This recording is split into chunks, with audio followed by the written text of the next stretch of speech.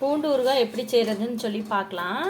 அதுக்கு ஃபஸ்ட்டு ஒரு பாத்திரத்தில் தண்ணி ஊற்றிக்கலாம். புளி பார்த்திங்கன்னா இந்த அளவுக்கு பெரிய நெல்லிக்காய் சைஸில் கொஞ்சம் உண்டுன்னு போட்டு அது நல்லா அந்த சுடு தண்ணியில் நல்லா அது ஊறணும். இப்போ ஒரு பாத்திரம் சட்டி வறுக்கிறதுக்கு வச்சுக்கலாம். அதில் கொஞ்சம் வெந்தயம் போட்டுக்கலாம்.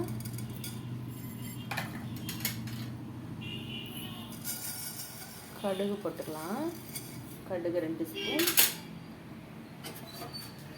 போட்டு நல்லா பொன்னிறமாக வறுத்துக்கலாம்.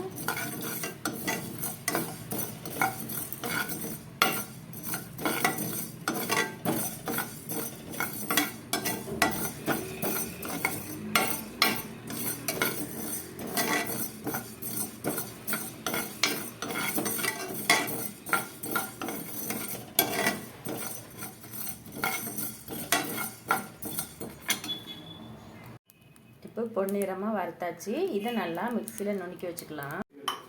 இப்போ நம்ம சட்டி வச்சுக்கலாம். வச்சு நல்லெண்ணெய் ஊற்றுறோம்.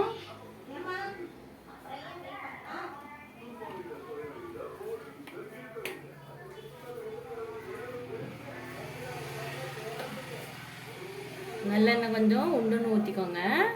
ஊற்றிட்டு உரிச்சு வச்சுருக்கிற பூண்டை உள்ளே போட்டுடலாம். இப்போ நம்ம இதை நல்லா வணக்கிக்கலாம். பூண்டை நல்லா வணக்கணும்.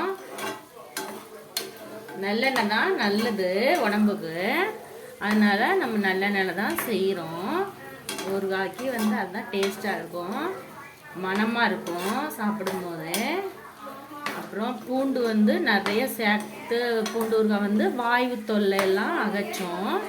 அதனால பூண்டு ஊறுகாய். இப்போ பார்த்தீங்கன்னா பூண்டு நல்லா வணங்கிருச்சு. இப்போ நம்ம அடுப்பை ஆஃப் பண்ணிடலாம். ஆஃப் பண்ணி இதை ஆறுனதும் பேஸ்ட்டாக அரைச்சி எடுத்துக்கலாம். இப்போது இந்த புளி ஊறப்போட்ட புளியை கரைக்காமல் அப்படியே அந்த சுடி தண்ணியில் போட்டு ஊறி இருந்தது. இப்போ அதை எடுத்து அப்படியே மிக்ஸி ஜாரில் போட்டு இதையும் நல்லா பேஸ்ட் அரைச்சிக்கலாம். நம்ம வணக்கின பூண்டை பேஸ்டாக்கி வச்சாச்சு, பொடியையும் பேஸ்டாக்கி வச்சாச்சு. இப்போ புளியும் பேஸ்டாக்கி வச்சுக்கலாம். இப்போ நம்ம அடுப்பை பற்ற வச்சுக்கலாம். அடுப்பை வச்சு நம்ம எண்ணெய் வணக்கணும் இல்லையா, அதே பாத்திரத்தை நம்ம வச்சுக்கலாம். வச்சு திரும்ப கொஞ்சம் நல்லெண்ணெய் ஊற்றிக்கலாம்.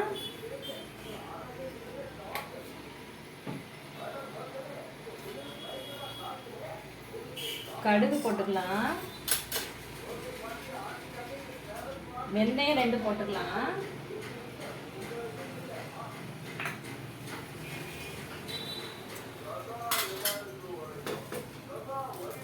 கருவேப்பிலை போட்டுக்கலாம்.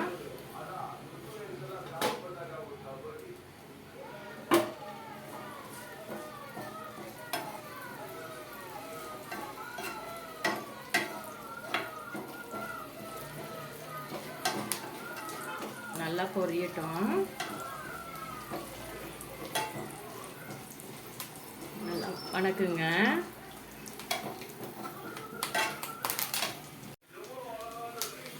இப்போ நம்ம அரைச்சி வச்சிருக்கிற பூண்டு பேஸ்ட்டை போட்டுக்கலாம்.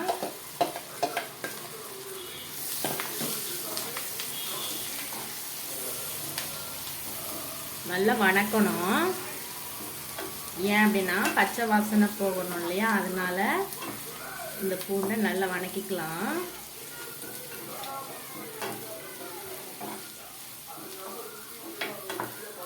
நல்லா வணக்கிட்டே இருங்க. எந்த அளவுக்கு வணக்குறோமோ அந்த அளவுக்கு நமக்கு டேஸ்ட் கொடுக்கும்.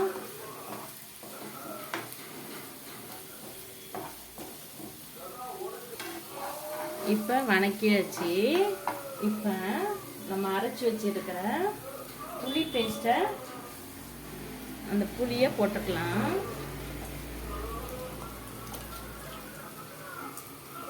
புளியை போட்டு நல்லா வணக்கிக்கலாம்.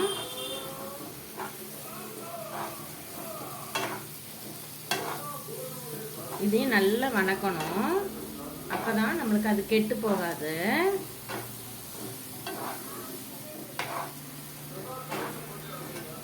வணக்கிட்டே இருங்க. இப்போ தேவையான அளவு வரமிளகாய் தூள் போட்டுக்கலாம்.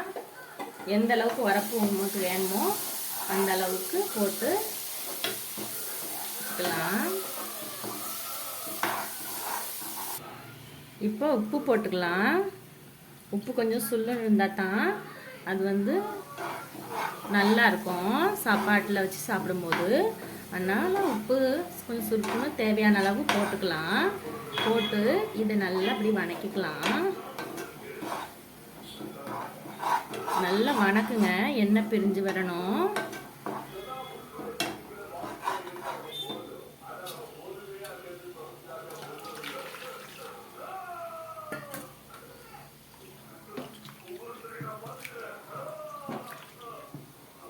இப்போ இந்த புளி தண்ணி ஊற வச்சிருந்தோம் இல்லையா, அந்த தண்ணியை ஊற்றிக்கலாம்.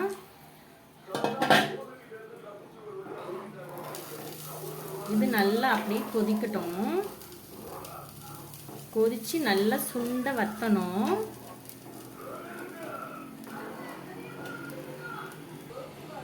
பாருங்க எந்த அளவுக்கு நம்ம தண்ணி ஊற்றி அதை வச்சுருக்கோன்னு. இது வந்து என்னையை வந்து என்ன பண்ணணும்னா நல்லா பூண்டு தொக்கு மாதிரி நல்லா சுண்டி வரணும். சுண்டி வரட்டும், அது வரைக்கும் இது அடுப்புலையே இருக்கட்டும். தீயை கூட்டி வச்சுக்கலாம். இனி உப்பு உரப்பு எல்லாம் போதுமா அப்படிங்கிறத நீங்கள் பார்த்துக்கோங்க. எனக்கு போதுமா இருக்குது. நீங்கள் உங்களுக்கு எப்படி தேவையோ அப்படி அந்தளவுக்கு போட்டு இது நல்லா சுண்ட வத்தட்டும். நல்லா கொதிச்சிட்ருக்குது. கொதிச்சிட்ருக்கும்போது நம்ம அரைச்சி வச்சுருக்குறோம் இல்லையா, இந்த பொடியை போட்டுக்கலாம். இது கடுகு வெந்தயம் நல்லா வறுத்து நுணுக்கி வச்சிருக்கிறோம். அதை உள்ள போட்டு